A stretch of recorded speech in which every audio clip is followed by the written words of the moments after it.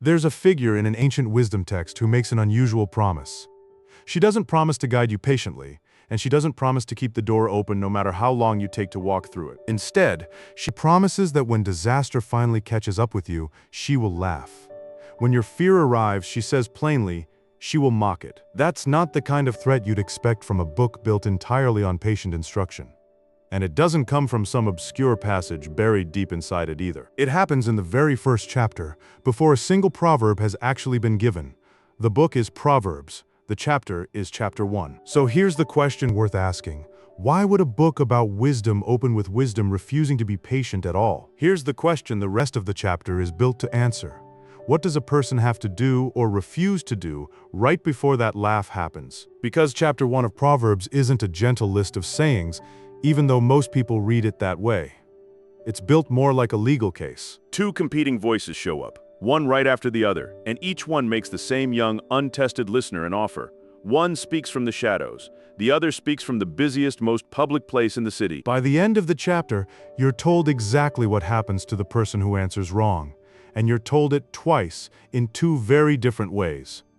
You've probably read this chapter as an introduction. It's actually a cross-examination, and you're the one being asked to answer. Proverbs opens by stating its own purpose in the first 7 verses, to give someone without experience the kind of judgment that normally only comes from getting hurt first. Scholars still debate exactly how much of the finished book dates to Solomon's own era versus later editorial work, but the text presents itself as instruction handed from a father to a son, which in the wisdom tradition of the ancient Near East usually meant a teacher addressing a student, not necessarily a literal parent and child. The son here is young. He hasn't made his big decisions yet. He's the target audience for everything that follows across the entire book, all 31 chapters of it. And none of that later material is any use to a reader who never makes it past chapter 1. That's what's actually at stake in this opening scene, and it's higher than it looks on a first read. Chapter 1 isn't a warm-up before the real content starts. It's the gate the reader has to walk through before any of the wisdom that follows becomes usable at all. And the writer clearly understands that a list of abstract virtues won't get a young, untested person through that gate. So instead of opening with advice, the chapter opens with a scene. Someone at exactly this reader's stage of life is about to be approached by a group of men making a very specific, very appealing offer. There's one Hebrew word running underneath this entire chapter, and once you notice it, you can't stop noticing it. It's the word petty, usually translated simple or naive.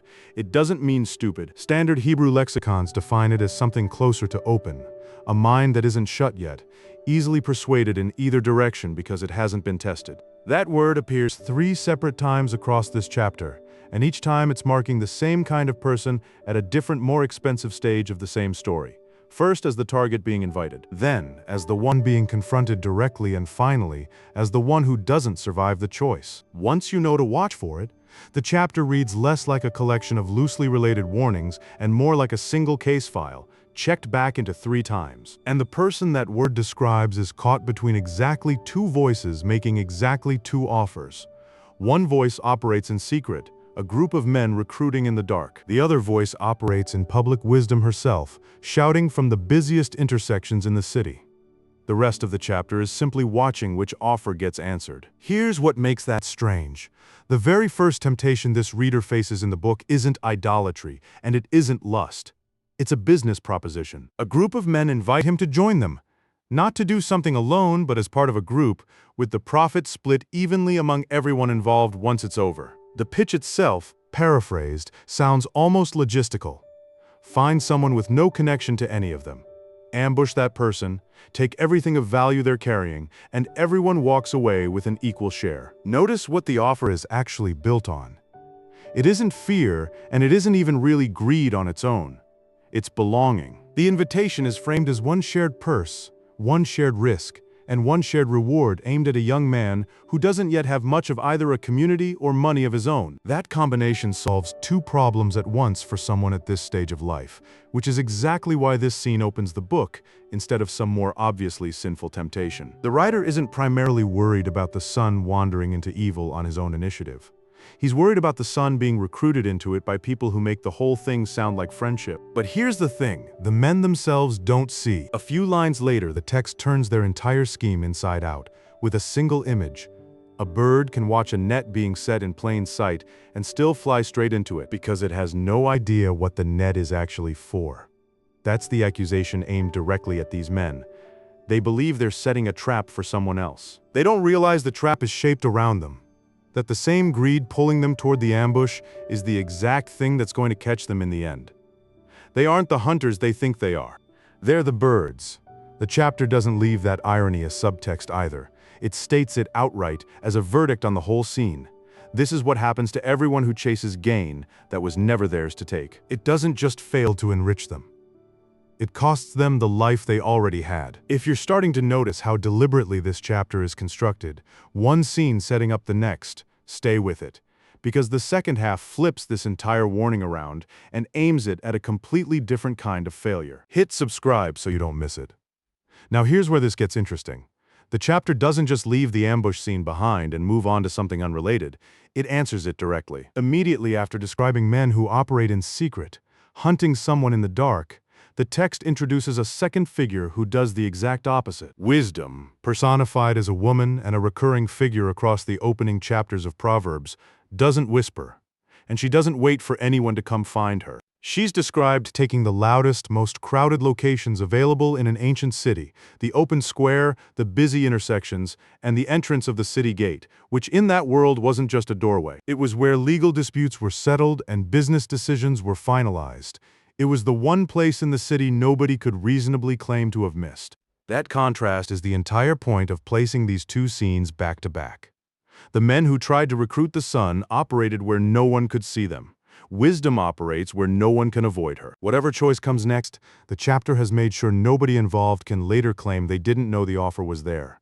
This is where that word from earlier comes back around. Wisdom calls out and asks how long the piti, the open, untested, easily persuaded ones, are going to keep loving that condition. It's the same word used for the sun back at the start of the chapter, except now it isn't a neutral description of someone who simply hasn't chosen a side yet. It's a direct question aimed at someone who's had every opportunity to choose and still hasn't. Scholars still debate how much theological weight to put on this wisdom figure, whether she functions primarily as a literary device for the poem, or whether she's meant to carry something closer to a cosmic role that gets developed further later in the book. The text itself doesn't force a resolution to that question here.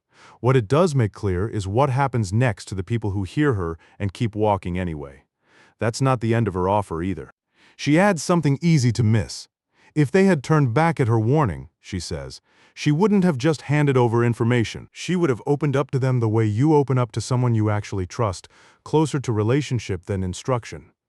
So the choice on the table was never really between crime and a lecture. It was between two kinds of belonging, one transactional and one relational, and the sun was offered both in the same chapter. That's where the line from the very beginning of this video comes from. After being ignored, repeatedly, publicly, with no ambiguity at all about what was on offer, wisdom says that when disaster does eventually arrive, she won't step in to rescue anyone. She'll meet their panic with laughter. She'll answer their fear with mockery. She isn't being cruel. She's responding to people who were shown exactly where this road went, in the clearest possible terms, in the most public possible place, and chose to keep walking anyway. This is where the two threads the chapter has been running side by side finally collide. The men in the dark thought they were setting a trap for someone else, and the text already told you how that ends. The net closes on the one who set it. Wisdom in the public square offered rescue in the clearest terms available, and the text just told you how that ends too. When they finally call for help, she won't answer, and when they go looking for her, they won't find her not because she's moved, but because the moment for finding her has already passed. Put those two endings next to each other, and you get the highest stakes claim in the whole chapter. The ambush they thought they were setting for someone else, and the wisdom they assumed would always be available to them later, turn out to be the same trap wearing two different faces. Both endings land on almost the same sentence.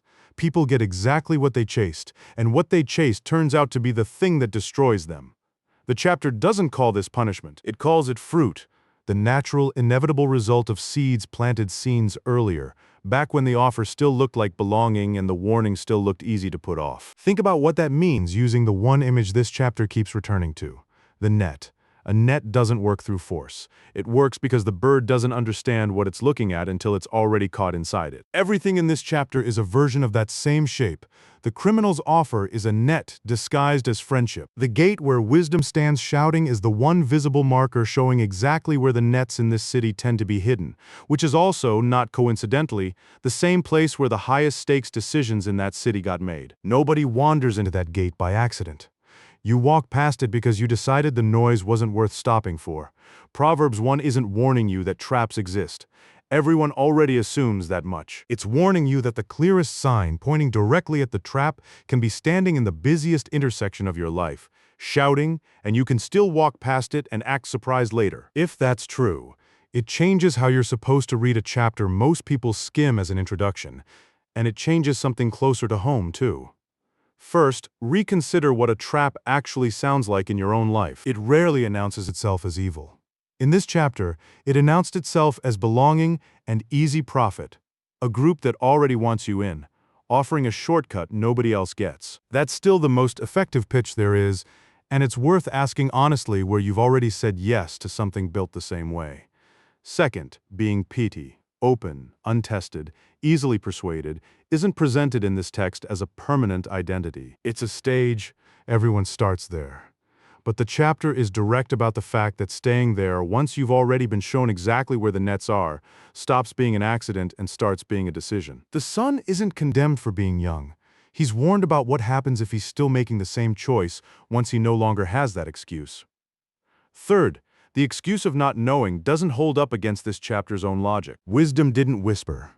She took the loudest, most public location available and stayed there. If there's a warning in your life you've been treating as background noise, one that's come from someone who said it more than once in a place you couldn't reasonably claim to have missed, this chapter isn't gentle about what that actually is.